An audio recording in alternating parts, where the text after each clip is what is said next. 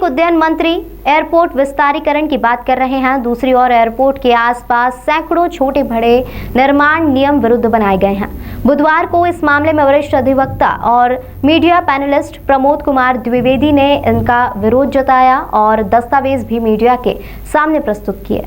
अधिवक्ता और Congress media panelist Pramod Kumar Dwivedi ने बताया कि बतौर नागरिक वे पिछले कई सालों से निगम और प्रशासन की अनियमितता के खिलाफ लड़ रहे हैं।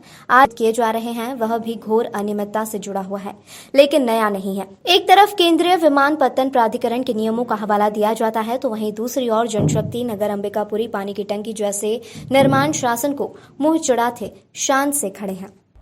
मुंबई के द्वारा एक एनओसी 2015 में जारी हुई और एयरपोर्ट अथॉरिटी इंदौर के द्वारा 2018 में एक नामांतरण का आवेदन प्रस्तुत हुआ, जिसमें खसरा नंबर 156/2, 157/1, छोटा बांगड़दा की 353, ऐसे 4 खसरों की ज़मीन जो उसका अवार्ड उसके पक्ष में पारित हुआ था। अवार्ड 1981 में पारित हुआ था। उसको तुरंत नामांतरण करवाने के लिए तहसीलदार के पक्ष जाकर के आवेदन प्रस्तुत किया, जिसकी हजारों जनता ने जाकर के आपत्तियां लगाई। वो नामांतरण आवेदन पेंडिंग है।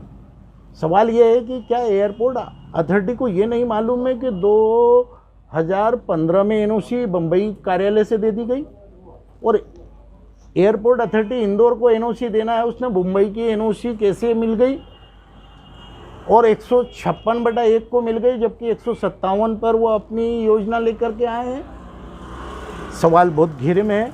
और 12 मीटर जो फनल क्षेत्र है, जिस पर आप परिंदे भी दुर्घटनाओं को आमंत्रित कर देते हैं, उनको मारने के लिए नई नई मशीनें खरीद रहे हैं, और यहाँ 12 मीटर की बात कर रहे हैं।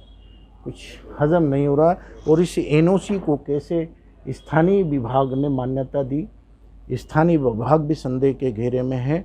इस एनओसी में एयरपोर्ट ने आपत्ति क्यों नहीं ली, स्थानीय एयरपोर्ट ने, ये भी मामला संदेह के घेरे में है। संदेह के घेरे में तो यह है कि 2001 में टीएनसी का नक्शा पास हुआ, आपने 2015 में एनओसी ली, तो 15 साल पहले ही नक्शा कैसे पास हो गया? क्या टीएनसी के अधिकारियों को मालूम था कि एनओसी 2015 में मिलेगी?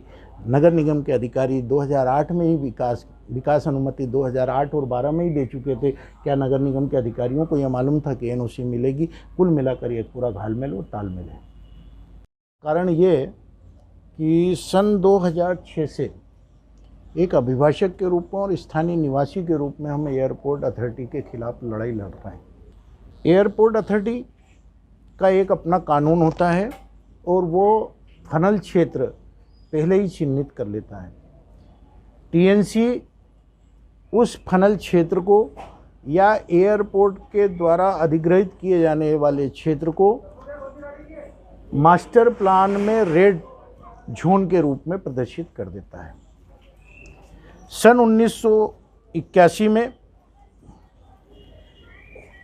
एयरपोर्ट अथॉरिटी ने ग्राम सिरपुर का खसरा नंबर 11/1, कुल रकबा 81 आरे, ग्राम सिरपुर का ही खसरा नंबर 156/2 पैकी 81 आरे, सर्वे नंबर 157/1 ग्राम सिरपुर की 32 आरे, यानी कुल सर्वे नंबर की 194 आरे ज़मीन और ग्राम छोटा बांगड़दा की सर्वे नंबर 353/2 पैकी 506 भूमि 6 आरे की भूमि का अवार्ड पारित करवाया मध्य प्रदेश सरकार से, तहसीलदार कार्यालय से।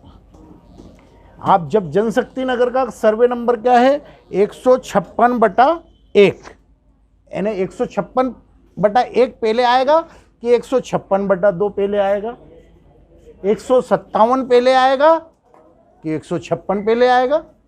यानी मतलब आपको 156/1 पे एनओसी दे रहे हो और आपको ज़रूरत 157/1 की भूमि, 156/2 की भूमि, 353/2 छोटा बांगड़दा न फल्लांग करके कहाँ की? आपने खाटू श्याम मंदिर देखा है? वहाँ तक की भूमि चाहिए और जनशक्ति नगर को आप कह रहे हो कि हमने एनओसी दे दी। बाद की भूमि आपको एयरपोर्ट के विस्तारीकरण के लिए चाहिए और पहले की भूमि को आप एनओसी दे रहे हो, कैसे दे रहे हो? 2015 में एनओसी दे रहे हो और 2001 में ही नक्शा कैसे पास हो जा रहा है? और तो और सन 6/6/2018 अभी लेटेस्ट